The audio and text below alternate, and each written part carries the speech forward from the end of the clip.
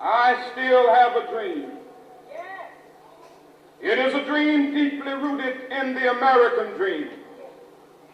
I have a dream that one day this nation will rise up and live out the true meaning of its creed.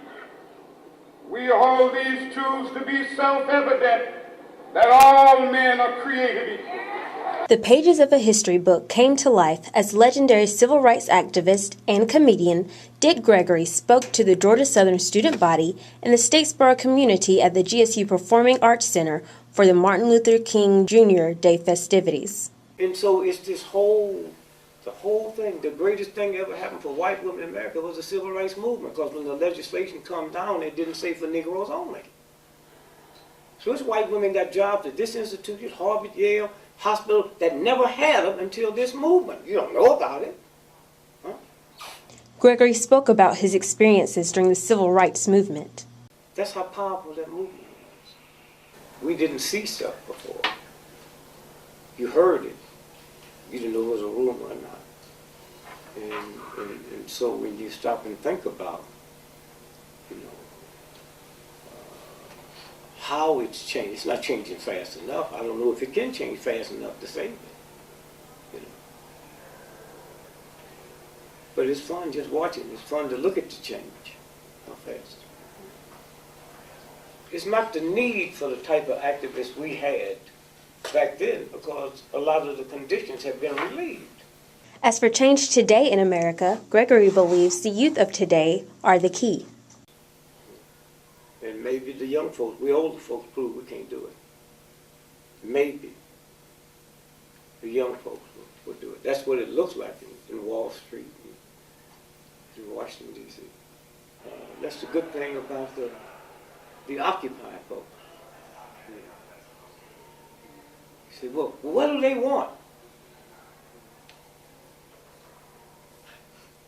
If I walk out here today and you're in a truck and it's flipped over, and you hollering this girl, I don't have to ask you what you want. Also participating in the festivities was Student Government Association President Alton Standifer, who reflected on the legacy of Dr. King.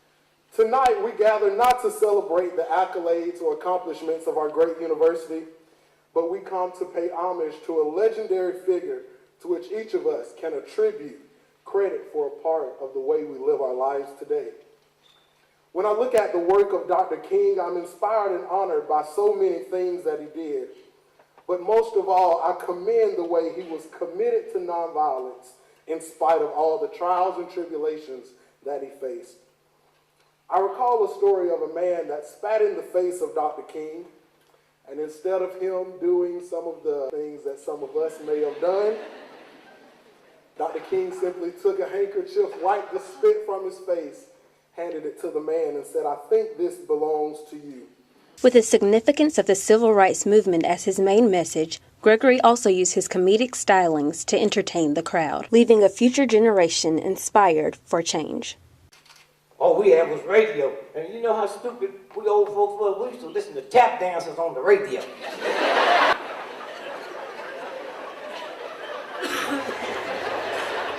For Eagle News, I'm Allyson Lumpkin.